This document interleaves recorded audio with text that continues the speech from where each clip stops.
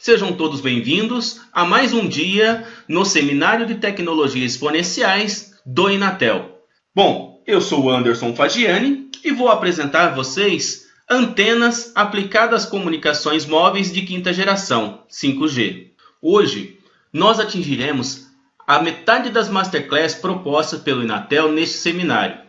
Já tivemos as Masterclass com os especialistas Ricardo, Ramon e Luciano, e agora é a minha vez. Lembrando ainda que teremos outra Masterclass logo após esta minha e as demais ocorrendo na quinta-feira e na sexta-feira, nos mesmos horários. Não deixem de conferir. Eu vou apresentar para vocês as características das antenas que podem ser aplicadas nas comunicações móveis de quinta geração.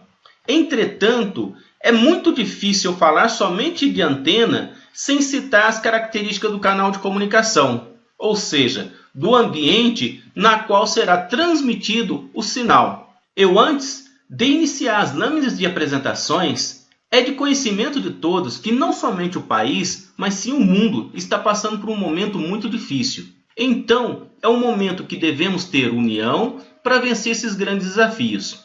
E o Inatel, pensando na parceria que tem com você, reservou para o final desta minha apresentação 2 presentes para você. Não deixe de conferir. Vem comigo então para iniciarmos juntos mais esta Masterclass. Perfeito então, senhores. Vamos dar início aqui à nossa apresentação então. Agora tem as lâminas das apresentações expostas aí para vocês, né? Vocês podem perceber. No caso aí, Seminário de Tecnologias Exponenciais do Inatel e a minha apresentação, como eu falei com vocês, antenas para 5G. Como esse seminário, ou o moldes que nós criamos para esse seminário, ele não vai ter uma interação em tempo real com vocês, vocês podem perceber que existe um e-mail aí, certo? Que logo após a apresentação eu vou responder, vou ter o maior prazer em responder para vocês, certo? No seguinte intuito de vocês perguntarem, tirar as suas dúvidas ou qualquer questionamento, né, que vocês tiverem, será um prazer estar respondendo para vocês. Logo mais eu faço a minha apresentação aqui para vocês. Então tá aí o e-mail, né? Só confirmando para vocês, seminário_inatelonline@inatel.br.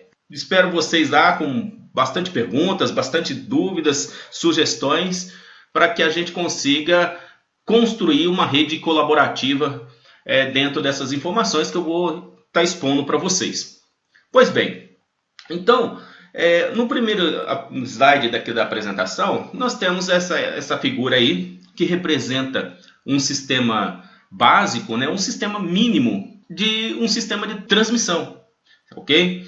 Pois bem, para que a gente compreenda de uma forma mais efetiva, de uma forma mais interessante no ponto que nós desejamos chegar, que é antenas para 5G, o ideal é que nós caracterizamos desde o início os conceitos das antenas. O que são essas antenas? Essa conceituação, partindo de um básico e levando para a necessidade que nós temos, eu considero, de uma certa forma, melhor, ou que seja melhor compreendido as informações colocadas, certo? Então esse é o sistema básico mínimo que nós temos aqui para representar um sistema de transmissão, certo? Nem estou colocando ainda a outra ponta, que é a recepção e tudo mais. Até por questões que eu vou colocar ainda aqui, uma antena, ela tem, pela dualidade, né, ela pode ser de transmissão e recepção, só diferindo um pequeno detalhe que eu vou colocar para vocês, mas esse detalhe vai ser num momento mais oportuno. Então, o que nós temos nesse exato momento aí? Nós temos um transmissor aí representado. Do transmissor até a antena, nós temos o nosso cabo, né? Isso aí pode ser levado de várias formas, né? Mas a forma mais simples que nós temos é exatamente esse cabo, né? Muitos aí levam para o termo em inglês de feeder, né? Nós temos esse cabo e chegando na antena, nós temos, chegando na outra ponta do cabo, perdão, né? Nós temos a antena, né? Essa antena que nós temos aí. Partindo de um começo, certo? Para que a gente conceitue isso tudo e comece a associar as informações, Num sistema de transmissão, o transmissor que eu tenho ali, ele basicamente o que ele está responsável? Transmitir, gerar o sinal, informações, o que ele precisa? Eu preciso de informações que seja de voz, dados, vídeo, qualquer uma dessas informações. Hoje, devido ao avanço tecnológico, nós temos aí essa transmissão, esses dados totalmente, ou essas informações totalmente digitais. Elas já estão digitalizadas. Eu acredito que, olha, muito poucas ainda serviços que existem analógico, mas eu acredito que a tendência é tudo se transformar em digital. De antemão aqui, se eu falar para você qual que é o único serviço ainda existente analógico, olha, ao que eu me recorde, né, ainda talvez as rádios, que já estão passando por um processo de digitalização também. Então, esse transmissor nosso é um transmissor digital, então a gente está falando de bits, taxa de bits. Pois bem, se eu estou falando desse transmissor taxa de bits que eu tenho, bom, aqui na saída desse transmissor, eu vou ter uma taxa de bits que vai me levar a uma largura de banda. Então eu tenho uma largura de banda mínima para transmitir essas informações. E essa largura de banda mínima para transmitir essas informações em portadora única, né, que é falando num sistema mais simples o possível no momento, ela é dada pela essa fórmula da BW, que é RB log na base de 2 de M, que multiplica 1 sobre o FEC, que multiplica ainda 1 mais o alfa. O que seriam essas informações? Como que a gente poderia colocar essas informações de uma forma mais enxuta e atrelando lá com a antena, que é o nosso objetivo? Se o nosso objetivo aqui é a antena, por que você está falando então da largura de banda da saída do rádio necessária para transmitir essas informações? Bom, tudo está interligado, tudo está coerente, tudo está entrelaçado, aonde então essa BW, que ela é dada por RB, esse RB ela é a taxa de bits de informação, ou seja, quanto de bits essas informações digitais foram geradas, dividido por log na base 2 de M. Este valor de M, ele nada mais é que a minha ordem de modulação. Pois bem, o que seria essa ordem de modulação? Se eu tenho uma modulação digital, por exemplo, 64 QAM, qual é a ordem de modulação? 64. Se eu tenho uma modulação, por exemplo, de 128 QAM, bom, então a ordem de modulação é 128. Se eu tenho agora então uma outra modulação, por exemplo, de 32 PSK, então se é uma modulação, qual que é a ordem de modulação da 32 PSK? É 32. Então, este M ele vai representar a ordem de modulação, ou seja, o número que antecede a especificação da modulação sendo utilizada. Perfeito? Então, isso aí é o meu conceito de ordem de modulação. No caso que aí vocês podem observar, na figura aí ao lado, do seu lado direito, nós temos uma alta ordem de modulação, certo? Chegando aí a 256 QAM. Pois bem, e aí então nós temos essa ordem de modulação, vezes 1 sobre o FEC. O que é este FEC? O que ele quer dizer, o FEC? O FEC é o nosso código corretores de erros. Bom, em banda base ainda, o que nós temos? Nós temos o conceito que precisamos ter códigos corretores de erros para aumentar a robustez frente ao canal de comunicação. Porque no canal de comunicação nós temos ruídos, nós temos interferências e tudo mais. E nós temos que codificar esse sinal que nós estamos transmitindo para que ele seja o mais robusto possível, lógico, tudo dentro de um limite, para que, frente a esses efeitos do canal de comunicação. Perfeito? Então, nada mais é que o nosso código corretor de erros. Isso aí poderia ser um Reed Solomon, poderia ser um Viterbi, poderiam códigos turbo, mas eu não quero adentrar nessas informações porque o nosso objetivo no momento é antenas. Pois bem, e aí nós temos ainda também multiplicado 1 mais o alfa. O alfa nada mais é que o fator de Roloff do nosso filtro digital. Aqueles que já trabalharam no mundo analógico devem recordar do fator de forma. Mas aqui no mundo digital nós temos o fator de Roloff, que nada mais é que vai determinar o decaimento desse filtro que nós temos. Certo? Como vocês podem observar na figura. Se eu tenho um fator de Roloff, por exemplo, de 0,2, o que quer dizer esse 0,2 frente ao filtro ideal que nós temos? Ou gostaríamos que houvesse? O filtro ideal é esse com decaimento extremamente abrupto, como vocês podem ver aí, com alfa igual a 0.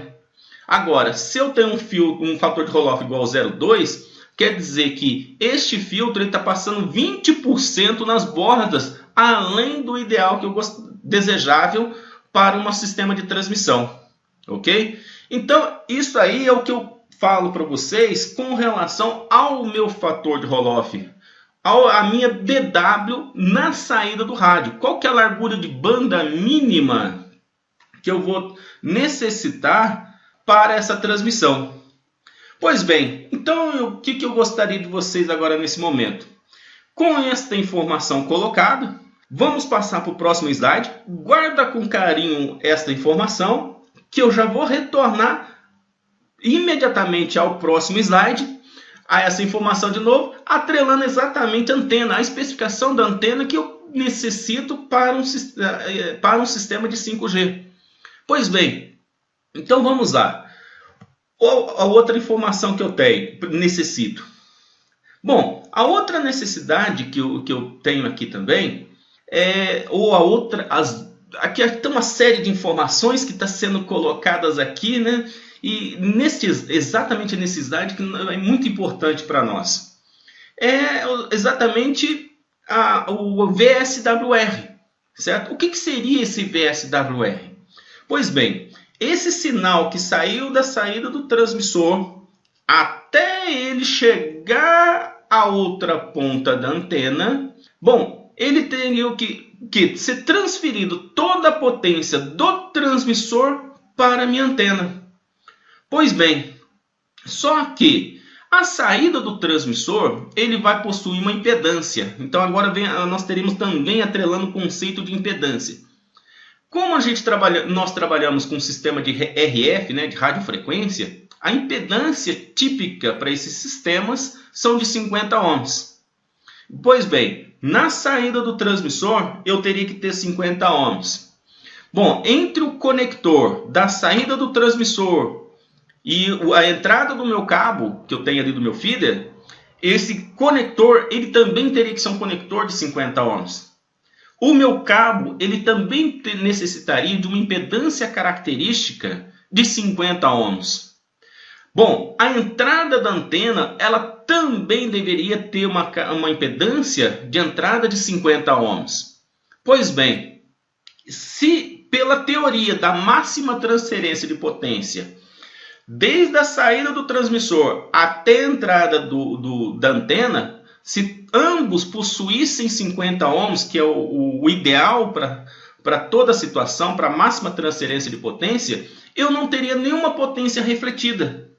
Entretanto, devido às formas construtivas da antena,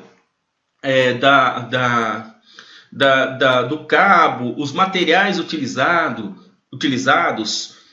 o grau de pureza desses materiais utilizados, os tipos de conectores, o grau de pureza do material construído desses conectores, nem sempre é possível que você garanta os 50 ohms. Existe ali uma tolerância, existe um erro ali, certo? E este erro de impedância vai fazer com que exista, nem que seja o mínimo, mas exista uma potência refletida, que é o que vocês podem ver nesse exemplo aí. Por exemplo, nós hoje aí pegar um exemplo de uma transmissão de celular, certo? De uma torre de celular que possui pelo menos uns 80 watts. Existem algumas com 60 watts, mas vamos pegar para exemplificar, né? Então, se eu transmitir esse 80 watts do transmissor para a antena, o desejável é que todo esse 80 watts fosse transferido para a antena e a antena, por sua vez, transferisse essa potência para o canal de comunicação até chegar ao receptor. Entretanto, eu comentei com vocês, né, na condição real de funcionamento, esse não será possível. O mínimo de potência, pelo menos um pouco dessa potência sempre vai retornar devido às imperfeições, né, de impedância existente na saída do transmissor, cabo e entrada da antena. É lógico que isso pode ser também análogo num sistema de recepção. Eu, de forma até exagerada, né, que eu coloquei somente para exemplificar, eu estou retornando com 8 watts. Isso aí de forma exagerada, isso aí é para exemplificar somente a nossa situação aqui. Então, 10% desta potência retornou para o transmissor. E isso é ruim, certo? Isso é muito ruim. Por isso que nós devemos utilizar sempre materiais com a máxima qualidade e as especificações do manual, certo? Que se exige. Ou seja, quanto maior a frequência, que agora que nós vamos falar daqui a pouquinho, mais crítico será esse retorno dessa potência, mais crítico vai ser esse VSWR. Pois bem, e aí do lado direito vocês podem observar uma tabelinha referente ao sistema de VSWR, né? Como nós especificamos. Quando você vai comprar um medidor de VSWR. Se eu estou comprando, por exemplo, vamos pegar um exemplo aí, ó. O exemplo é um VSWR 1 por 1, né? Que é o da segunda linha aí. Bom, ele está indicando para mim que 0,228 da potência está retornando. Olha que o meu exemplo, eu falei que eu estava retornando com 10%. Aqui esse 1 por 1 é 0,23, né, aproximadamente aí, por cento da potência que vai estar retornando para o transmissor. Vamos pegar aqui, ó, se eu tiver um VSWR de 1 por 9, né, que é mais próximo aí dos 10%, que é 9,6%, certo, de retorno da potência. Então, se eu estiver medindo um VSWR de 1,9, né, 1 por 9, isso quer dizer para mim que 9,6% da potência está sendo retornada para o meu transmissor. Pois bem, isso aí, essas informações, quanto maior ou quanto menor o VSWR vai ser melhor? Sem sombra de dúvidas, quanto menor a potência que retornar para o transmissor, será melhor. Isso é o que caracteriza esta medida de VSWR de uma antena. Bom, agora quais são os valores aceitáveis? Eu já vi alguns sistemas operando de 1 por 3, que dá 1,71% de retorno aceitável. Mas essas características, qual o valor aceitável, vai depender de sistema para sistema e da faixa de potência que se esteja operando. Por exemplo, 10% de 80 watts é 8 watts. É muito? É muito. Mas 10%, por exemplo, de um sistema que está operando, que eu já trabalhei com transmissores, por exemplo, de 10 mil watts. E 10% de 10 mil watts é algo muito superior aos 8 watts. Ou seja, 10% de 10 mil watts dá 1000 watts. Isso é 1000 watts perdido, entendeu? Bom, então esse fator de rigidez, né, o quão você vai ser rígido na potência refletida ou na medida de VSWR, isso vai depender de sistema para sistema e da potência que se estiver operando.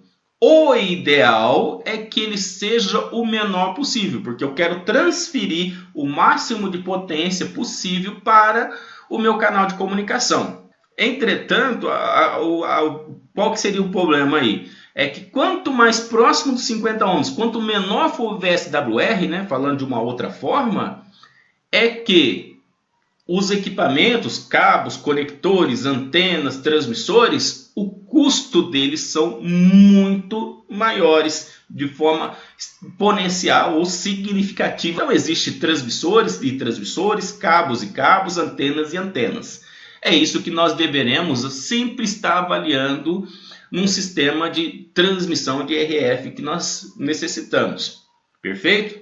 Pois bem, dentro desse VSWR que eu acabei de conceituar para vocês, coloquei aqui e falei também da BW, largura de banda. Bom, professor, qual que é então a relação disso tudo que você acabou de falar, né, ou esse primeiro conceito que você acabou de falar com a antena? Bom, tudo a ver.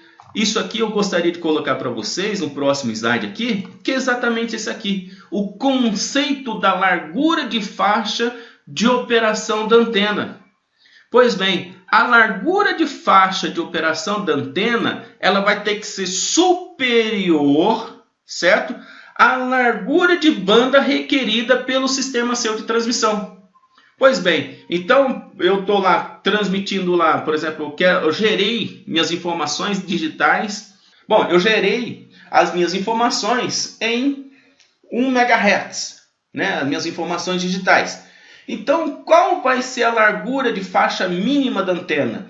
A largura de faixa mínima da antena, sem considerar as relações de proteção, né? Que as larguras de faixa de proteção, também vai ser no mínimo de 1 MHz.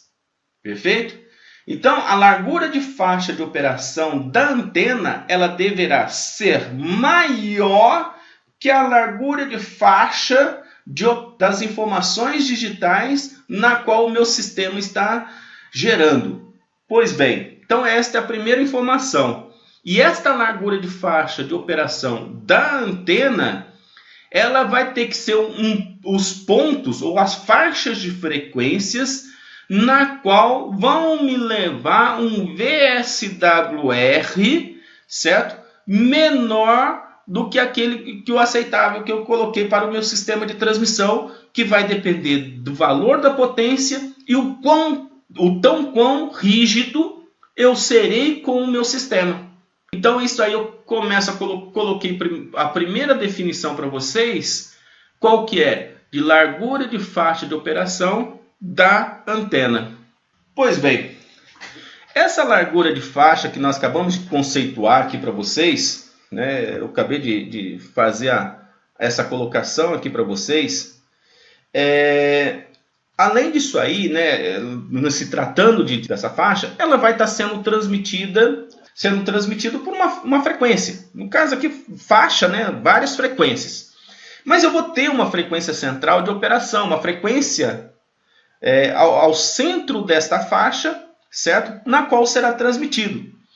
Essa faixa de frequência que eu tenho aqui, o quanto mais alta ela for, maior será a atenuação do meu canal. Seja ela no cabo, como eu estou exemplificando aqui para vocês, ou seja ela no canal de comunicação, no ar, né, que é o que nós queremos fazer a nossa comunicação em 5G aí para essas próximas gerações de comunicações móveis. Perfeito. Então, independente do meio, quanto maior a frequência, maior vai ser essa atenuação. Pois bem, só que esta frequência, certo, que nós temos aí, ela vai me determinar o lambda. É lógico que tem o lambda guiado, que esse lambda guiado é em função do material na qual eu estou construindo a antena, certo? Que é o que vocês podem ver aí, que é C sobre F, onde C é a velocidade da luz, né? 3 vezes 10 oitava, e F é a frequência de operação. Pois bem, num sistema real, para que a gente minimize esses efeitos da frequência alta no cabo, nós abaixamos essa frequência para uma frequência intermediária entre a geração do meu sinal das informações digitais e a frequência de transmissão. E essa frequência intermediária nós chamamos de cabo de FI. E lá em cima, próximo da antena, nós fazemos o batimento, né, o up converter da frequência de FI para a frequência de transmissão. Mas como eu coloquei para vocês, eu coloquei de uma forma mais aqui didática, né? Eu estou subindo por esse cabo, né? Julgando que já foi feito esse batimento de frequência, certo? Para a minha antena.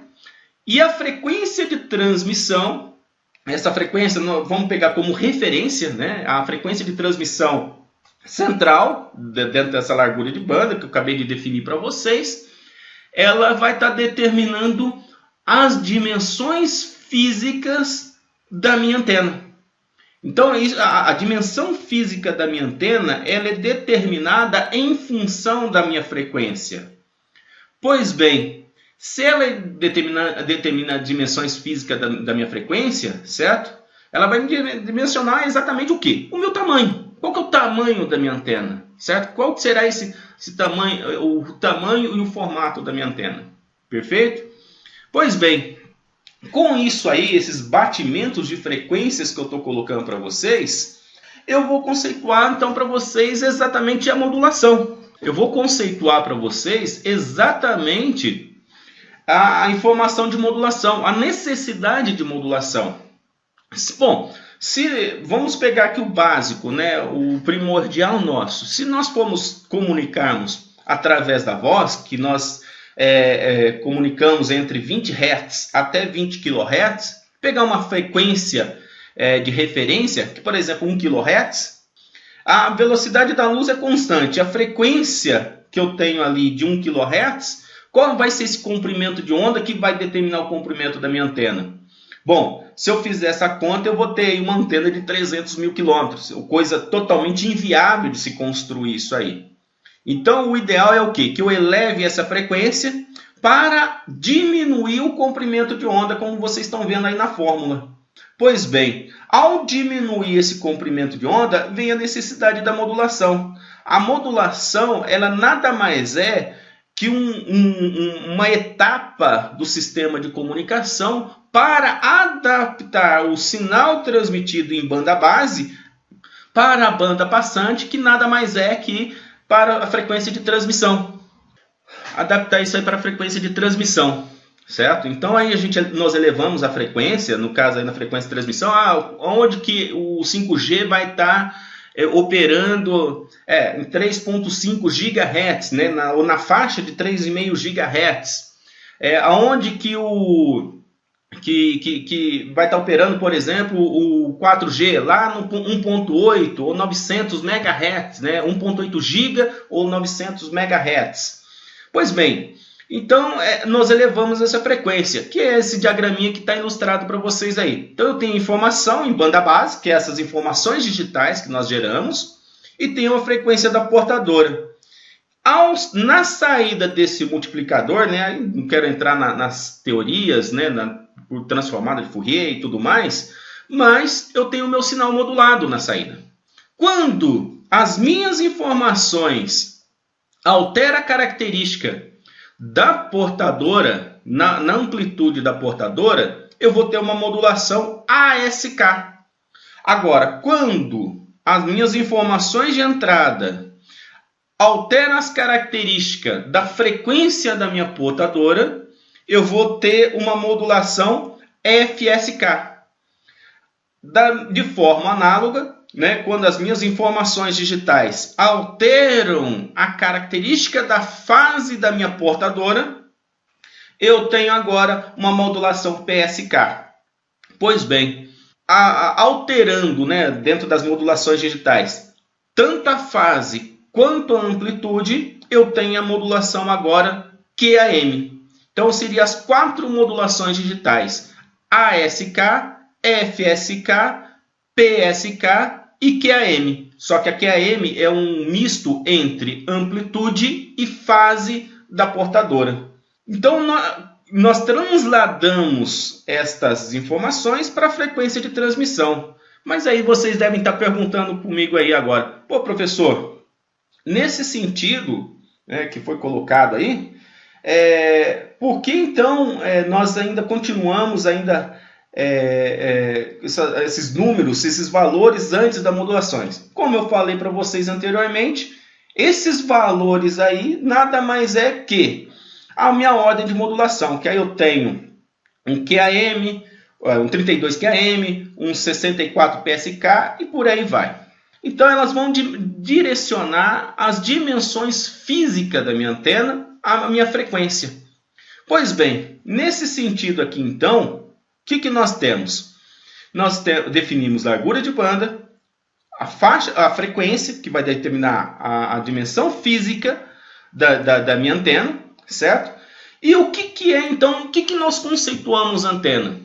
Bom, a antena, o que nós temos aqui neste ponto aqui? Neste ponto aqui, nós temos um sinal elétrico que está sendo inserido na minha antena e transmitido via ar. Só que aqui eu tenho sinal elétrico e aqui eu tenho o quê? Uma onda eletromagnética. Então eu vou utilizar de um termo aqui, não muito correto, mas válido para o que eu vou falar, certo? Então eu posso falar para vocês aqui, ó, não é o termo, né, a palavra correta de se fazer, de se colocar, mas é muito válido para o entendimento nosso. Então o que é a antena? A antena nada mais é que um conversor de energia de elétrico para eletromagnético. E olhando do ponto de recepção, de eletromagnético para elétrico novamente. A antena vai adaptar, certo? Ou vai converter o sinal elétrico para o nosso canal de comunicação. Esta é a definição formal de antena. É isto que antena, então ela vai adaptar, certo? Adaptar o sinal ao meio de comunicação. Ou, como eu falei com vocês, né? Converter, mas essa palavra converter que não está muito correta. Essa palavra que eu comentei com você vai de conversão, certo? Desse sinal elétrico para o eletromagnético, adaptando ao canal de comunicação. Como a antena ela possui uma dimensão física, nós temos a necessidade de realizar a modulação para diminuir o tamanho, as dimensões físicas dessa antena. Lógico que em conjunto com a modulação, a gente coloca as ordens de modulação para ganhar eficiência de transmissão. Ou seja, que é um outro conceito que nós estamos colocando. Ou seja, na mesma largura de banda, transmitir mais bits por símbolo, por hertz, na qual eu tenho uma melhor eficiência do meu sistema de transmissão. Pois bem, com esta colocação que foi feita aqui agora, neste exato momento, nós vamos partir para a parte, então, que nós temos aqui, o que está acontecendo na realidade, certo? Dentro daquilo que eu coloquei para vocês. Então, nós temos toda a faixa de espectro, né, ilustrado aí, e o que se pretende colocar para 5G é que se inicie na banda C. Esta banda C, hoje em dia, ela está caracterizada por ter as transmissões via satélite de televisão. Vai existir ainda uma coexistência desses dois sistemas por algum tempo, né? Porém, o início, né, o leilão agora que se pretende para o 5G é nessa faixa de 3,5, que vai de 3,625 GHz a 4,2, que é referente, certo, à banda de transmissão de televisão por satélite. Bom, as outras faixas de frequências utilizadas para o 5G vão ser a de 700 MHz, que também já tem localidades que não existem o 4G e estradas. Então aí você vai colocar o seu 5G, qual é a faixa de frequência que vai ser utilizada ali? Em localidades que não existam ainda o 4G e estradas, né? Rodovias que nós temos aí. A faixa de 2,3 GHz, essa faixa de 2,3 GHz em localidades e municípios que ainda não existem o 4G. E na faixa de ondas milimétricas, de 26 GHz, né, para essa FWA. Esse conceito de FWA nada mais é que pontos de acesso que nem o Wi-Fi que vocês têm em casa. Isso é um FWA, certo? Então são distâncias muito curtas, como eu falei para vocês. Se aumentar demais a frequência, aumenta a atenuação. Se aumenta a atenuação, a distância entre transmissor e receptor será muito menor. E nessa faixa de 3,5 GHz, né, vai ser utilizadas para municípios também sem o 4G, que ainda não existe o 4G, né, com compromissos de 4G, e backhaul. Pois bem, essas são as faixas de frequências utilizadas, né? Agora, se falarmos aí dentro dessas faixas, quanto de largura de banda que nós temos em cada uma dessas faixas? Essas faixas divididas ainda aí em, pelo menos nas 4 grandes operadoras que nós temos, ou alguma outra a mais que também, por vir, pode se apresentar interesse nessas faixas. Então, nós vamos ter larguras de faixas desde 20, 40, 80, 100 MHz, nessas faixas de frequência de 2.3 e 700 MHz. Na faixa de 3,5 GHz, nós poderemos encontrar larguras de banda aí de 140 e 300 MHz disponíveis. Lembrando que essas larguras de faixas são as totais, né? Ainda vai se dividir aí por 4 ou mais operadoras que entrarem nessa concorrência aí. Agora, se nós fazer as transmissões lá na faixa de ondas milimétricas, né, como 26 GHz, aí existem, né, a disponibilidade de grandes larguras de faixas, acima de 500 MHz. Alguns falam até em acima de 1 GHz, 1.2 GHz. Pois bem, só que dentro disso aí também é a largura de faixa total, dividido para as operadoras que se demonstrarem interesse nessas faixas, certo? Então a convivência dessas frequências mais baixas com as ondas milimétricas também vão existir dentro do 5G. Por quê? Porque nessas faixas abaixo do 6 GHz, certo? Já estão tudo congestionado com outros tipos de serviço. Então você não tem largura de faixas disponíveis de tal forma que vocês garantam 500 MHz, 1 GHz. A disponibilidade de grandes larguras de faixas estão somente nas faixas de ondas milimétricas. Então a coexistência no seu aparelho de celular para uma faixa de frequência inferior aos 6 GHz para ondas milimétricas vão existir dentro do seu celular 5G, que você vai ter em breve aí também. Então, o grande problema das faixas de ondas milimétricas, né, além da distância, né, porque com o aumento da distância eu aumento a atenuação, né, e aí sai da sensibilidade mínima de recepção, né, eu tenho um problema também de aumentar significativamente a atenuação, certo? Seja por gases atmosféricos, né? Atmosféricos que nós temos aqui no nosso canal de comunicação, como atenuação por chuva. Essas atenuações por chuva vocês podem verificar aqui, ó, por exemplo, nesses 2 gráficos e atenuação por gases. Então, a atenuação na faixa de ondas milimétricas são extremamente altas, certo? Nessas faixas. E aonde que vai estar aplicado então essas ondas milimétricas? Essas ondas milimétricas, elas vão ser utilizadas com distâncias curtas, 200 metros no máximo, certo? Aonde que você vai colocar aí, por exemplo, como se fala em postes, cada poste tem um pequeno repetidor, chegando, lógico, um cabo óptico nesses aí para transmitir, receber a longas distâncias, mas no poste lá você vai ter um pequeno transmissor, ou num shopping, ou de um hospital, aonde que você vai ter distâncias curtas. Bom, tem que ter um slide aqui na qual nós podemos exemplificar, já que eu retorno no slide anterior. Então, essas ondas milimétricas vão estar aplicadas nesses lugares, ou dentro da sua casa também, através de um roteadorzinho, certo? Então as ondas milimétricas elas poderão ser utilizadas tanto para indoor ou outdoor, mas sempre caracterizados por distâncias curtas. E abaixo de 6 GHz, né, onde nós temos uma diminuição significativa da frequência, né, conseguimos distâncias maiores, né, como agora nós vamos iniciar no 3.5 GHz, ela vai servir então de base, né, de comunicação com com esses postes ou esses roteadores que estão fazendo uso das ondas milimétricas, certo?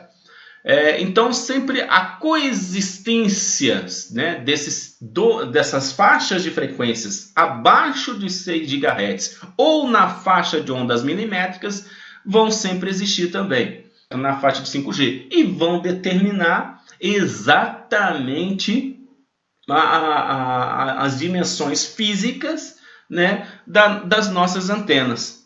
Pois bem, deixa eu retornar então no slide que eu acabei de passar, né, que aqui foi onde eu falei para vocês das faixas de frequências que coloquei para vocês. Aí eu havia exatamente pulado essa informação. Essa aqui nada mais é que um espectro de um sinal 5G na coexistência, né, utilizando um span de 100 MHz, ou seja, estou utilizando toda a faixa, toda a banda, com modulações de 512 e 256 km, como vocês podem observar aí, certo?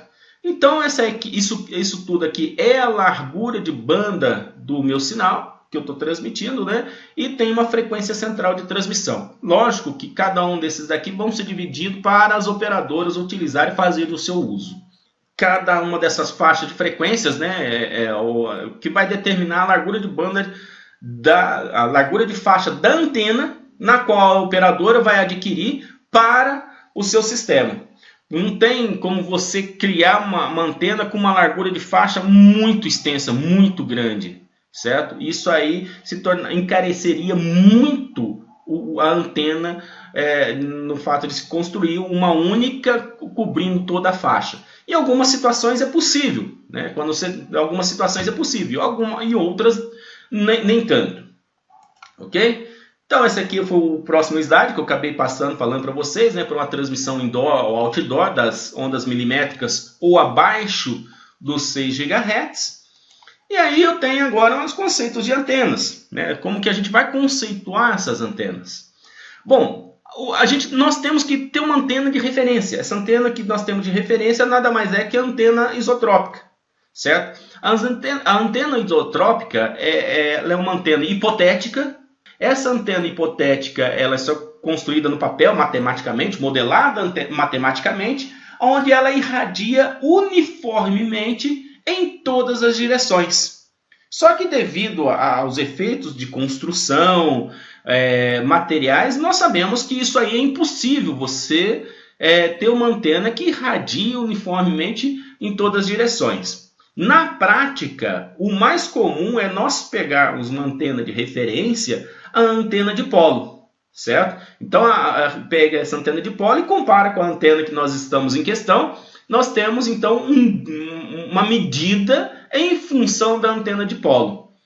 E, de forma matematicamente, certo? Nós podemos construir também ou referenciar em cima da antena isotrópica.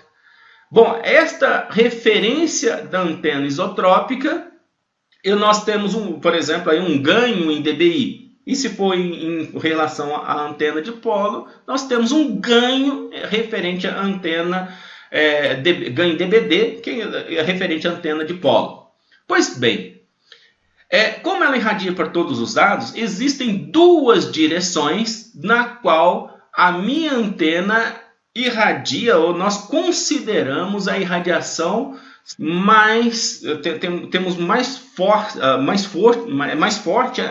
os planos de radiação que é mais comuns, que é o plano horizontal e o plano vertical, certo? Então nós temos esses dois tipos de radiação, certo? Nós consideramos como os dois principais planos de radiação, que é o plano horizontal e o plano vertical, onde que nós definimos agora o quê? A polarização da nossa antena. Qual que vai ser a polarização, ou qual que vai ser o sentido de transmissão das nossas antenas? Normalmente, essas antenas, as polarizações, elas seguem um modelo elíptico, onde eu tenho 70% da minha energia sendo transmitida na polarização horizontal e 30% da minha energia transmitindo na polarização vertical. Esta é uma prática muito utilizada para sistema Esta é uma prática muito utilizada, né, para sistemas de transmissão de radiodifusão, né, que é onde eu quero pegar o maior número de clientes, né, possível. Então, essa é a definição na qual que nós temos da antena, né, na polarização da antena. Pois bem, o próximo que nós temos aqui nesse momento agora, certo? Vamos colocar aqui o próximo slide, a próxima lâmina, né? Dentro dessa irradiação, desse efeito que nós criamos aqui, imagine que você tem uma bola, né, um balão, né, um bexiga, muitos aí conhecem. Imagine que você tem aquele balão e você aperte, né, você esprema ele. O que vai acontecer com o balão? Ele vai sair, vai se deformar, né, através dos seus dedos, né? Então, se eu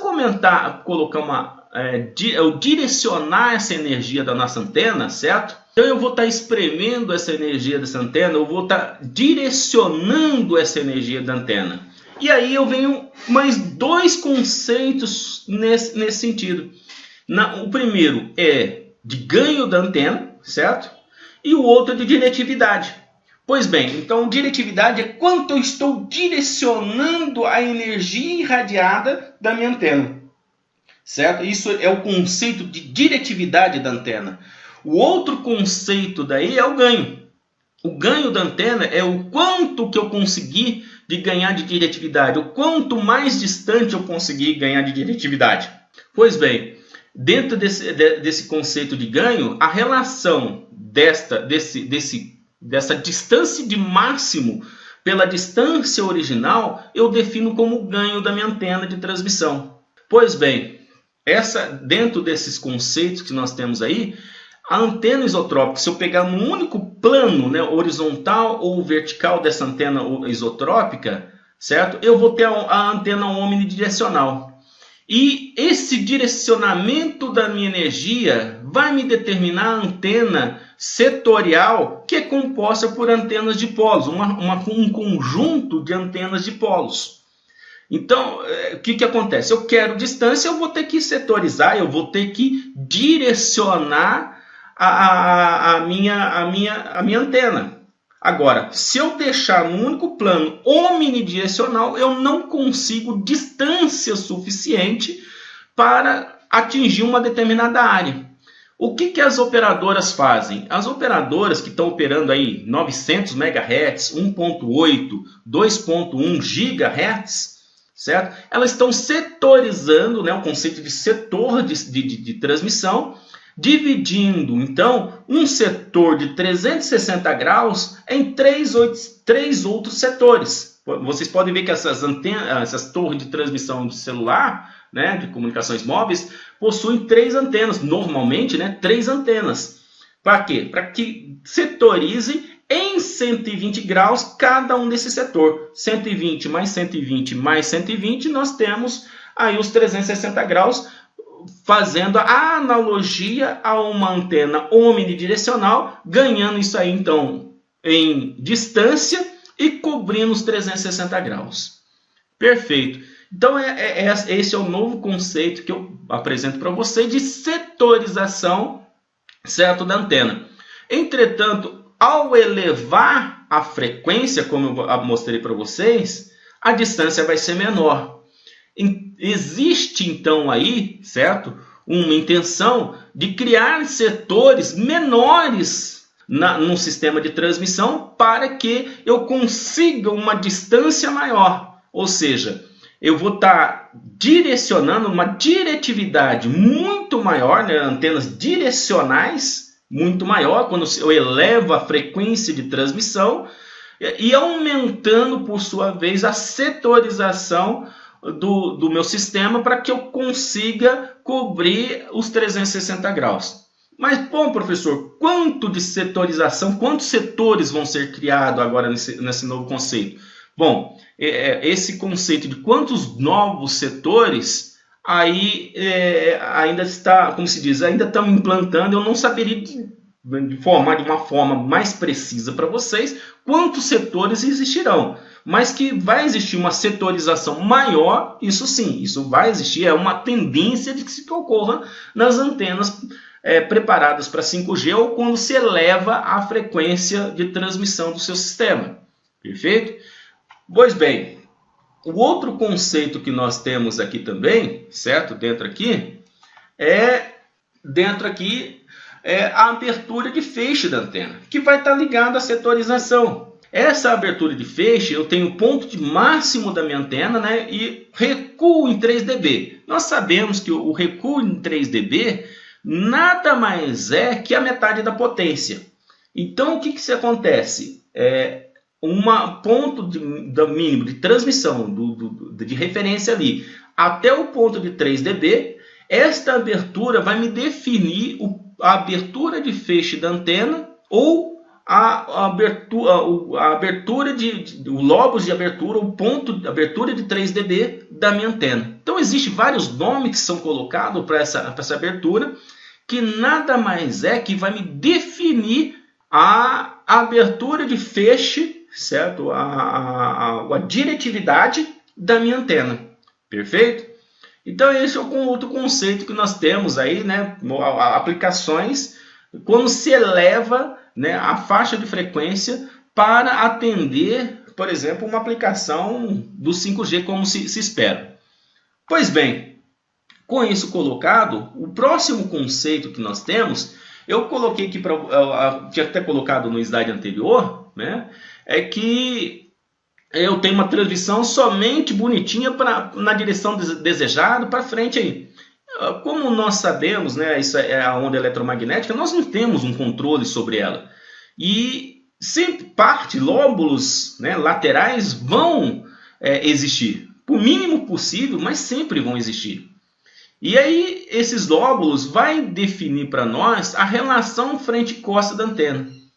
Pois bem, professor, e essa relação frente-costa, quanto maior, quanto menor, vai ser melhor?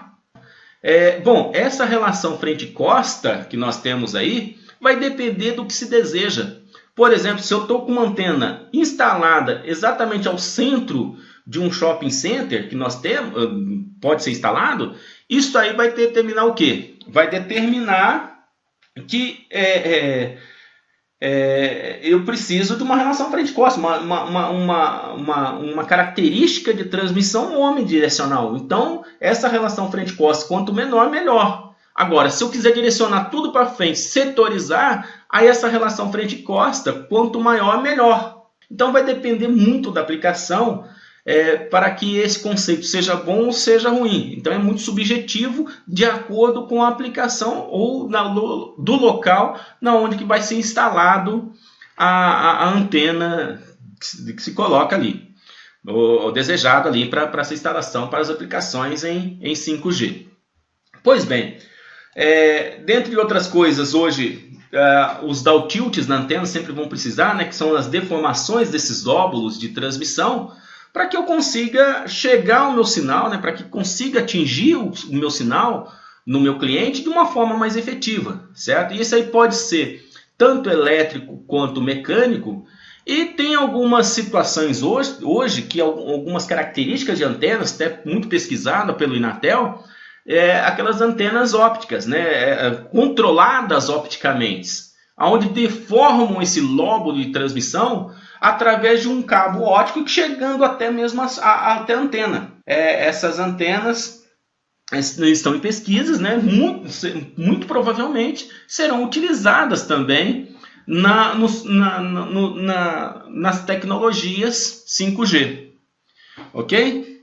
Pois bem, então, dentro disso aqui é o que eu gostaria de expor para vocês, né? Opa, tem um slide em branco aqui, me desculpe-me.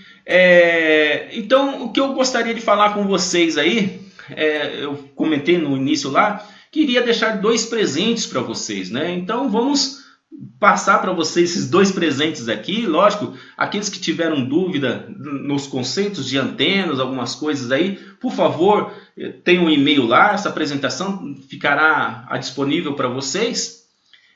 Então, o Inatel, pensando em vocês, né, nessa parceria com vocês, ele deixou agora alguns cursos, né, telepresenciais disponíveis para vocês, né, para que vocês possam fazer, certo? Esses cursos, né? Então, nós temos aí de 14 a 17 de abril, né, com o Ramon, com o Daniel, com o Ricardo e o João, né, esses cursos de 5G, projetos FTTH, Machine Learning, Profibus, né, e depois, na semana seguinte, nós temos aí comigo, com o Ramon, novamente com o João, Mariana e o Ricardo, né, com Machine Learning. Se você perdeu na semana anterior, pode fazer agora, porque alguns estão sendo repetidos novamente, né, para que você possa fazer, fazer esse curso, né. Então, são cursos proporcionados pelo Inatel, certo? E na próxima semana, nós temos novamente, né, de 27 a 30 de abril, os mesmos cursos sendo ministrados novamente para que você não perca. Então, primeiramente, o primeiro presente que eu estou dando para vocês é que vocês possam entrar, fazer esses cursos, né, através desses cursos telepresenciais, certo? Esses cursos que estão aqui, certo? Então, é só vocês entrar nesse link, né, inatel.br/extensão, certo? Esses cursos não tem custo para vocês, né? São sem custos. E também o segundo presente que eu gostaria de dar para vocês, que além desses cursos que está de graças aí, na plataforma do Inatel Online, certo? Existem outros demais cursos, tem um portfólio muito vasto de cursos de tecnologias. E você que acompanhou até o presente momento essa palestra que eu fiz com vocês, vocês têm 30% nesses outros cursos de tecnologia do Inatel. Basta você acessar lá, né, no Inatel online.inatel.br, e esse cupom é válido até o dia 31/5, certo? Bom, para que vocês consigam fazer outros cursos de tecnologia do Inatel também com 30% de desconto. Pois bem, então eu espero que vocês tenham aproveitado ao máximo dessa palestra, dessa masterclass que eu passei para vocês.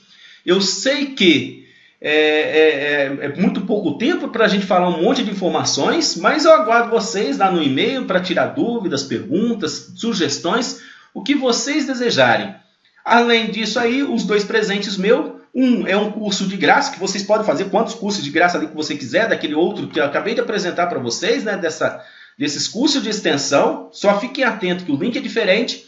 E agora, nos cursos online do Inatel, esse vocês têm direito a 30% de desconto, certo? Mas até o dia 31/5. Então, esses dois presentes que eu gostaria de deixar para vocês. Muito obrigado pela paciência de vocês, a apresentação de vocês, e eu sigo aqui à disposição respondendo as perguntas de vocês. E agora fiquem com a Masterclass da Viviane, que é uma ótima Masterclass também, que eu garanto para vocês que vocês vão aprender e muito com ela também. Abraço!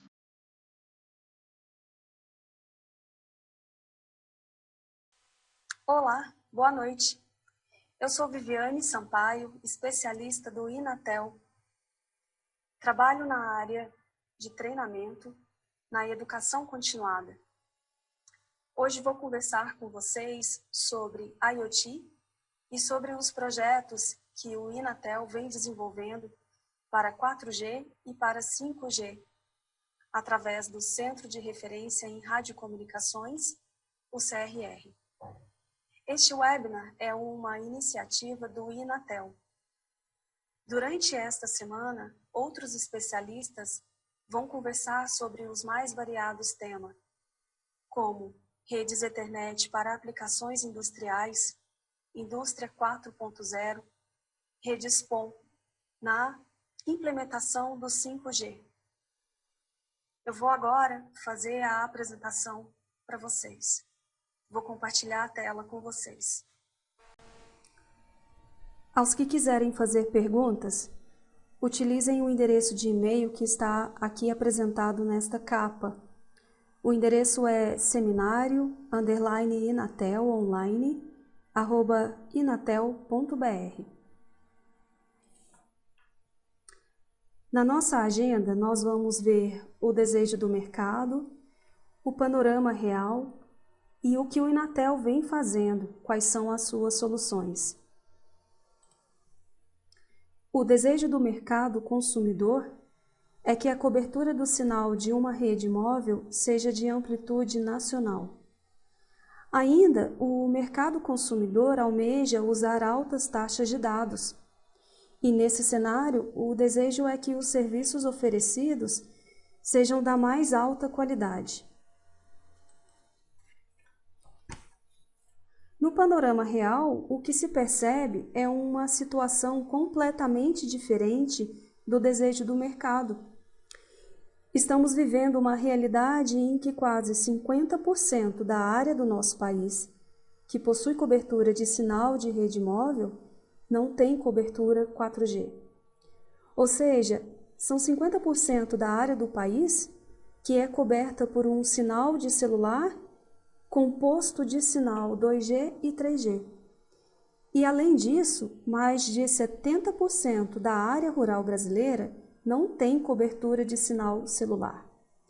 Isso quer dizer que somente as propriedades que estão mais próximas aos centros urbanos têm o privilégio de serem cobertos parcialmente ou não por um sinal de celular. No intuito, então, de trazer soluções, o Centro de Referência em Radiocomunicações do Inatel, o CRR, apresenta duas grandes soluções. A primeira solução é um produto que já é comercializável, popularmente conhecido por LTE na Box. O nome oficial desse produto é LTE Network in a Box. A segunda solução é um projeto ainda em andamento. É um sistema de quinta geração, porém de ampla cobertura, chamado de 5G Range. Este webinar irá focar nestas duas soluções. As comunicações móveis tiveram início na década de 80, com a apresentação dos sistemas de primeira geração. Os sistemas 1G são analógicos e a oferta de serviço é única. Podia-se somente fazer chamada telefônica. O 1G trouxe a liberdade de telefonar para outra pessoa, de onde quer que você estivesse, a qualquer hora do dia ou a qualquer hora da noite. A segunda geração de telefonia móvel trouxe os sistemas padronizados do 3GPP, a partir do GSM, e logo foram evoluídos ao GPRS e ao ED. Nestes sistemas, a oferta de serviços é voz e SMS. Ainda que a partir do GPRS já existia a oferta de serviços de pacote, a taxa é baixa. Nessa geração, na geração 2, também vivemos as redes que não são do projeto 3GPP, como, por exemplo, o CDMA da Qualcomm. A terceira geração contém 4 sistemas: o MTS, o HSDPA, HSUPA e o HSPA+. O HSPA+, também é chamado de geração 3,5 ou 3.5G. Nessa geração, na geração 3, vimos a abertura de sistemas em banda larga e com velocidades superiores aos sistemas 2G. Em 3G, além de serviços de voz e SMS, os serviços de multimídia e acesso à internet também são possíveis. O 4G nos trouxe maior velocidade. Composto de 3 sistemas, ele é composto de LTE/SAI, LTE Advanced e LTE Advanced Pro. A voz ainda é possível no 4G, mas sobre pacotes, e esse serviço é conhecido por VoIP. Tem um outro serviço de voz por pacotes, porém é um serviço de alta qualidade, e esse serviço também é possível no 4G. Esse serviço que eu estou comentando é o VoLTE. Por fim, o 5G deve nos trazer serviços com taxas ainda mais altas, mas a latência deve ser bastante reduzida, e eu estou falando aqui que essa latência deve ser da ordem de apenas 1 milissegundos. Aqui nós vamos ver uma rápida história sobre a evolução das redes móveis. Nós podemos observar os principais sistemas da primeira geração, os sistemas da segunda geração, também sistemas que são considerados 2G e meio, que são o caso do GPRS e do ED. Os sistemas 3G, o HSPA+, sendo um sistema de geração 3,5, e os sistemas de quarta geração. Bem, o 5G possui melhorias em relação a todos esses sistemas legados. As melhorias são o uso de MIMO massivo, com ordem de antenas bastante alta. Também o 5G deve fazer uso do espectro de ondas milimétricas, levando ao uso de células cujas áreas de cobertura são muito pequenas e elas são chamadas de small cells. Isso vai fazer com que a densidade da rede de acesso do 5G seja bastante alta. A taxa esperada do 5G deverá chegar a 20 gigabits por segundo, considerando uma latência de 1 milissegundos. O 4G LTE Network in a Box é um projeto desenvolvido pelo CRR do Inatel. Assim como a foto ilustra, o sistema é completo.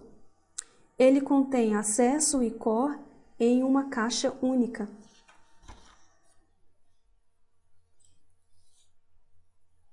Por que utilizar redes privadas?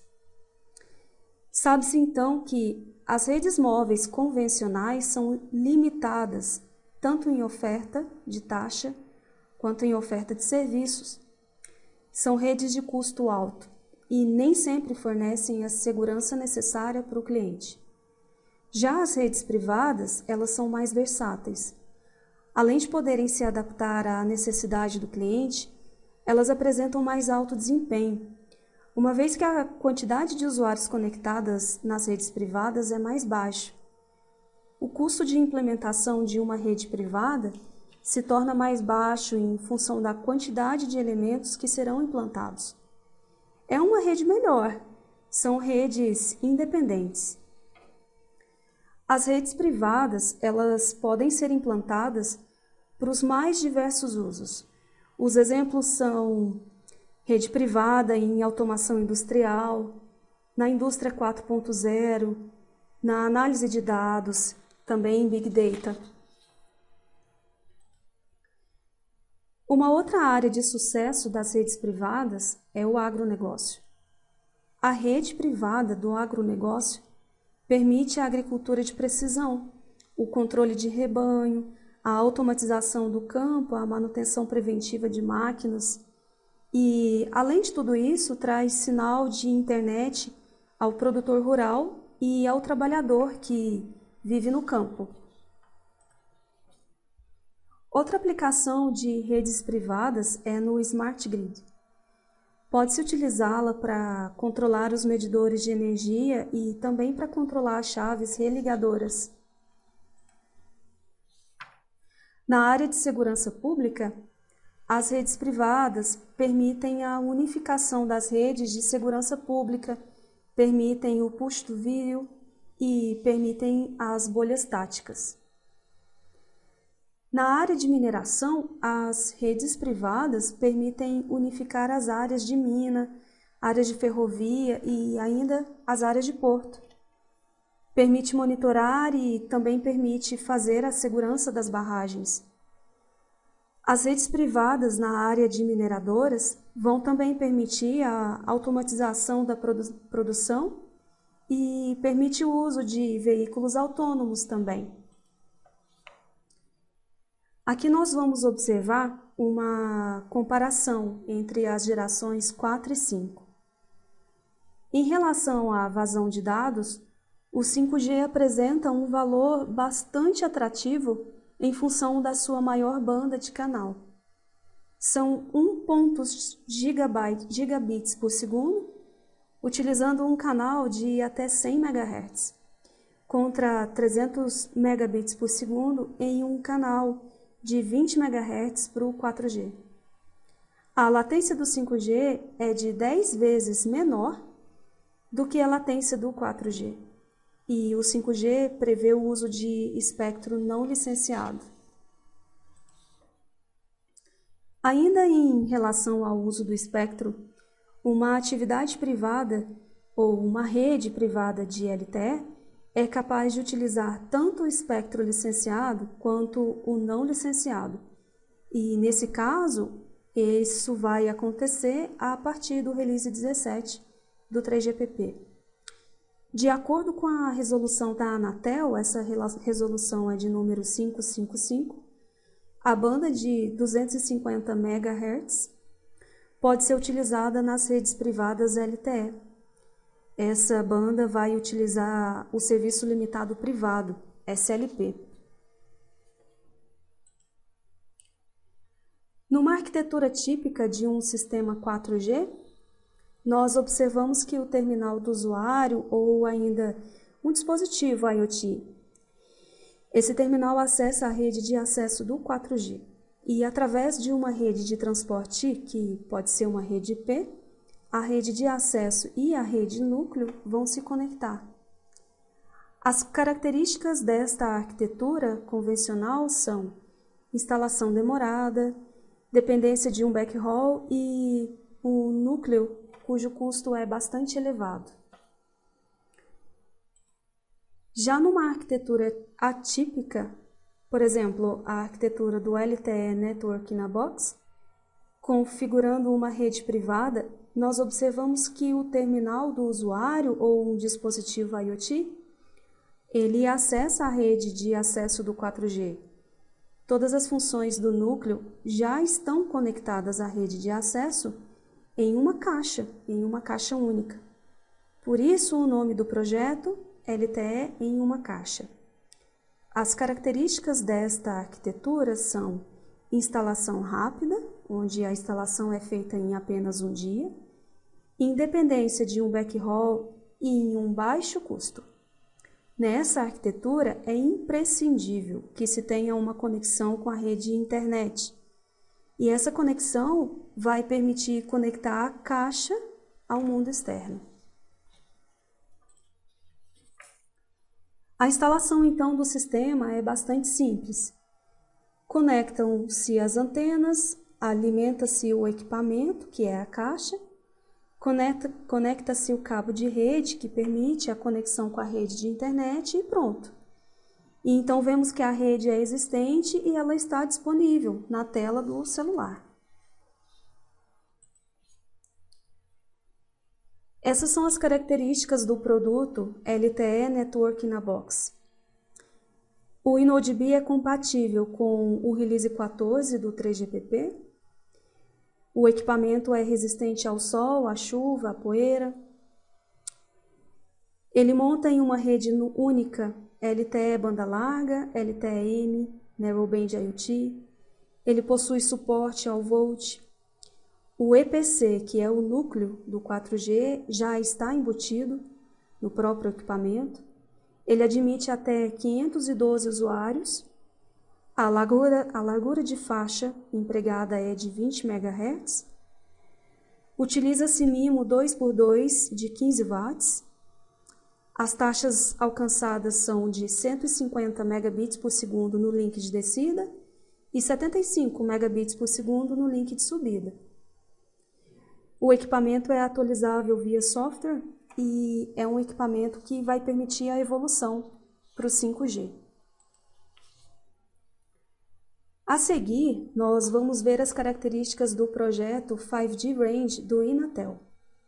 Em princípio, o projeto foi desenvolvido em hardware e atualmente o projeto é desenvolvido em software. É o que conseguimos perceber aqui nessa foto. Nós vemos um computador, 2 amplificadores de potência, 2 duplexers, que estão aqui, são essas caixas pretas, e as fontes de energia. A foto revela a solução, então, baseada em software para o projeto 5G Range. Aqui nós vemos a apresentação do projeto em 2 edições da feira FutureCon.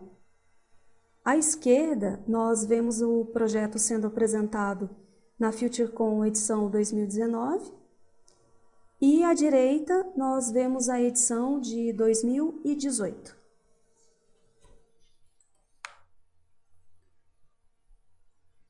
Em relação aos cenários para o 5G, a pesquisa então do 5G traz alguns cenários.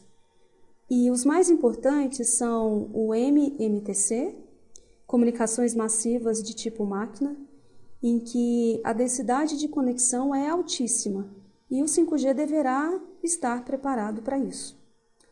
Outro cenário é o EMBB, banda larga móvel aprimorada, em que se oferta a velocidade em torno de gigabits por segundo. O esperado é que essa taxa seja de 20 gigabits por segundo no link de descida. O terceiro cenário é o URLLC, comunicações de baixa latência e ultra confiáveis. A latência esperada aqui nesse cenário será de 1 milissegundo. Nós podemos esperar o aparecimento de novos serviços nesse cenário, como telemedicina, internet tátil, veículos autônomos, comunicação bitpipe, rastreamento de frota, rastreamento de carga e vários outros serviços. Mas o que está faltando? Será mesmo que o projeto atual do 5G irá permitir incluir todos nesse sinal de comunicação de rede móvel? A grande preocupação é incluir as pessoas que estão mais distantes dos centros urbanos. Bem, então falta permitir que o sinal chegue ao campo. A parcela de população que vive um pouco mais afastada do centro urbano da cidade, essa parcela pode ter acesso aos sinais de telefonia móvel. Então, as motivações para uma rede de área remota vão ser listadas agora. Existe uma lacuna de conectividade em áreas rurais, e isso nós já sabemos. A lacuna abre os novos mercados para as operadoras de redes móveis que queiram levar o sinal de rede móvel mais distantes dos centros urbanos. É possível levar o sinal ao campo, permitindo a criação de fazendas inteligentes, onde haverá aplicação ainda para serviços do tipo IoT, Internet das Coisas. Pode-se levar sinais também para as rodovias, permitindo a cobertura dessas rodovias, permitindo serviços de carros autônomos, permitindo outros tipos de serviços relacionados às rodovias. Pode-se também permitir controle de desastres. Também pode-se levar a conectividade de dados e de voz para os que vivem no campo, sendo essa a última fronteira para que o acesso ao sinal das redes móveis universalize. São 3,9 bilhões de pessoas desconectadas atualmente. Então, um projeto de rede de quinta geração de longo alcance trará um impacto social enorme. O sinal da rede móvel trará aos que ainda não possuem sinal acesso à educação, entretenimento, trará integração digital, além de ser também um meio de comunicação exemplar. E com o projeto 5G de longo alcance, o 5G Range, será possível levar sinal às rodovias. Isso vai permitir comunicação V2X, V2X, Vehicle to Everything. Vai permitir trazer mais segurança, novos serviços de segurança, vai permitir trazer também serviços de entretenimento. Em uma outra área, por exemplo, na área de saúde, o projeto permitirá para os mais necessitados de um tratamento especializado, permitirá um tratamento dedicado, quase exclusivo. O monitoramento do estado de saúde do paciente poderá ser feito em tempo real. É como se fosse acontecer uma consulta remota entre o paciente e o médico. No agronegócio, o projeto do 5G Range vai ter um destaque especial. ainda mais levando em consideração os países de grande território cultivável, que é o nosso caso. É o caso do Brasil. O 5G Range vai permitir o início das fazendas inteligentes, vai permitir uma inovação no agronegócio. E isso se traduz em novos mercados para os operadores de redes móveis. Os serviços são vários: automação no campo, controle de máquinas, monitoramento de gado, monitoramento de criação, monitoramento de rebanho. Permitirá que drones façam captura e processamento de imagem. Esses processamentos de imagem vão ser feitos para fins de irrigação, fertilização, controle de praga e várias outras necessidades que o produtor rural tem. Dos vários cenários de uso do 5G, o 5G Range ele vai ser uma integração perfeita. É a inclusão, então, de uma gama de novos serviços, dos quais tanto os operadores de redes móveis quanto os usuários e a própria economia do país só têm a ganhar. O 5G Range, então, se transforma em uma tecnologia facilitadora para a inclusão de sinal de rede móvel nas áreas remotas. O 5G Range, cuja sigla do projeto significa Remote Area Access Network for Fifth Generation. O projeto, então, é um consórcio entre o Brasil e a comunidade europeia. No lado do Brasil, a coordenação técnica fica sob a responsabilidade do Inatel. Esses são os objetivos do 5G Range: fornecer banda larga móvel nas áreas remotas, superar as atuais limitações de alcance dos padrões 4 e 5G, reduzir o custo operacional explorando o TVWS, TV White Space, nas áreas remotas, aumentar a taxa de dados na borda da célula e, finalmente, levar o serviço 5G para as áreas rurais e para as áreas remotas. Os requisitos, então, são: o 5G Range deve permitir um raio de célula de 50 km de extensão. A taxa de dados deve ser de 100 megabits por segundo para um único usuário conectado na área de borda da célula. Ele permite a mobilidade de até 120 km por hora e os serviços 5G permitidos são o MBB, Mobile Broadband, e o IoT. Os recursos do 5G Range dizem que o 5G Range é um sistema robusto, porque ele faz uso de diversidade de recepção e transmissão e faz uso de códigos polares. É um sistema inteligente também, pois ele faz uso de rádio cognitivo e de espectro dinâmico. O 5G Range coexiste com outros sistemas porque as emissões que são feitas fora da banda de operação são baixas. O sistema é completamente flexível por permitir a cobertura em múltiplos cenários. E, além de tudo, o 5G Range permite a evolução suave, por fazer uso de rádio definido por software. Essa foto mostra a primeira solução do projeto. O primeiro protótipo, ele era baseado em hardware. Todo o projeto nessa primeira solução foi feito em FPGA dentro do rádio. E, atualmente, tudo é feito em software, em PC. Nessa prova de conceito, os requisitos do 5G Range foram testados. Foram alcançados os 100 megabits por segundo, a célula com um raio de 50 km, e a foto do carro branco, no local em que ele está, registra a taxa de bits no raio de 50 km.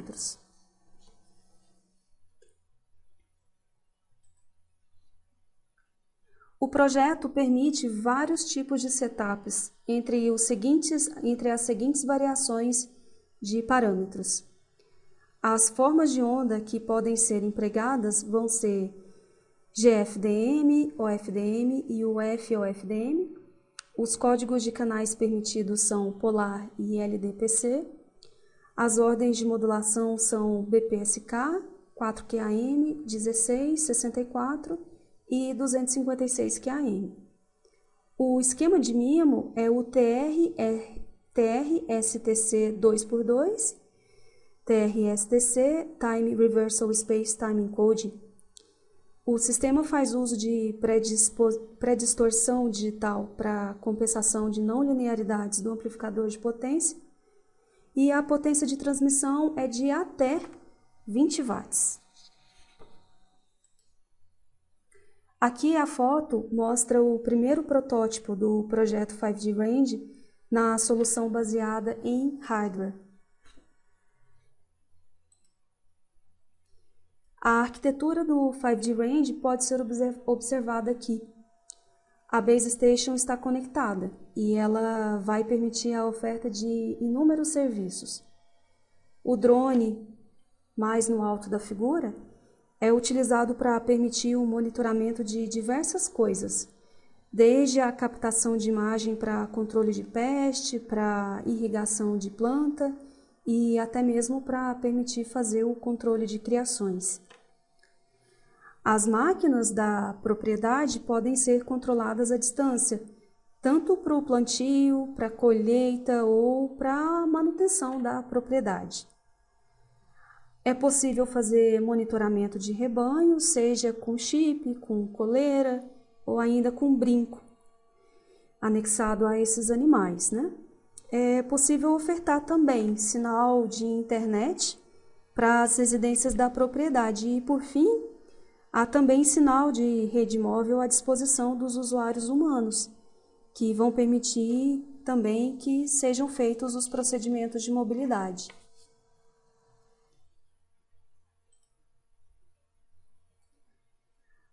Aqui nós temos uma demonstração intermediária do projeto 5G Range.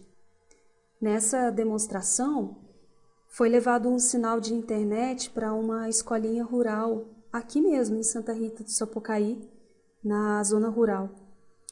Nos dias comuns, essa escolinha é desprovida de sinal de rede móvel de operadora convencional. E isso faz com que as crianças, os funcionários, né, os professores da escolinha, todos eles fiquem no escuro, sem a oferta de sinal de operadora móvel. Sem sinal de internet, sem acesso a nada, ficam isolados. Com o projeto 5G Range é possível iluminar a escolinha com um sinal de internet. Nessa ocasião, as crianças ganharam um pequeno laboratório com computadores conectados na internet e elas também conseguem controlar uma pequena horta através de comandos simples, via celular mesmo. Ainda, as crianças podem fazer leitura de umidade de solo, podem ativar a irrigação da horta. Na ocasião, então, dessas outras fotos aqui, estiveram presentes pessoas do Corpo de Avaliadores da Comunidade Europeia. O Corpo de Avaliadores esteve no Brasil para avaliar o projeto, que é algo bastante comum nesses tipos de projetos. A última avaliação do projeto 5G Range aconteceu em Madrid, agora mesmo, no início do mês de março. Bem, pessoal, é isso. Eu agradeço a todos pela oportunidade de apresentar os projetos do Inatel em 4G e em 5G. Nossos próximos eventos serão cursos telepresenciais. Nós temos uma agenda próxima de cursos. Entre os dias 14 e 17 de abril, nós teremos cursos de 5G, que vai ser o 5G New Radio. Ele vai ser ministrado pelo instrutor Ramon, projetos de FTTH com o instrutor Daniel Rosa, fundamentos de Machine Learning com o professor Ricardo Augusto, Profibus com o professor João Magalhães. Na semana entre os dias 20 e 24 de abril, vamos ter também antenas e propagação com o Anderson Fagiani. Com o João Magalhães nós vamos ter Profinet. Com a Mariana, nós vamos ter TCP/IP, protocolos e aplicações, continuamos o 5G N-Radio com o Ramon e fundamentos de Machine Learning com o Ricardo Augusto. Na semana do dia 27 ao dia 30 de abril, nós vamos ter 5G N-Radio com o Ramon, projetos FTTH com o Daniel Rosa, programação de CLP com o João, TCP/IP, protocolos e aplicações com a Mariana e fundamentos de Machine Learning com o Ricardo Augusto. A inscrição para os cursos telepresenciais pode ser feita pelo site www.inatel.br/extensão. Veja também os nossos cursos no Inatel Online, através do site online.inatel.br. Para vocês que estiveram aqui comigo, vocês ganharam um desconto, um cupom de desconto. São 30% de desconto, não acumulativos, e esse cupom é válido até o dia 31 de maio deste ano, em 2020. Basta inserir o cupom Inatel Online SEM 2020. Agradeço a todos pela participação. Um abraço e até a próxima.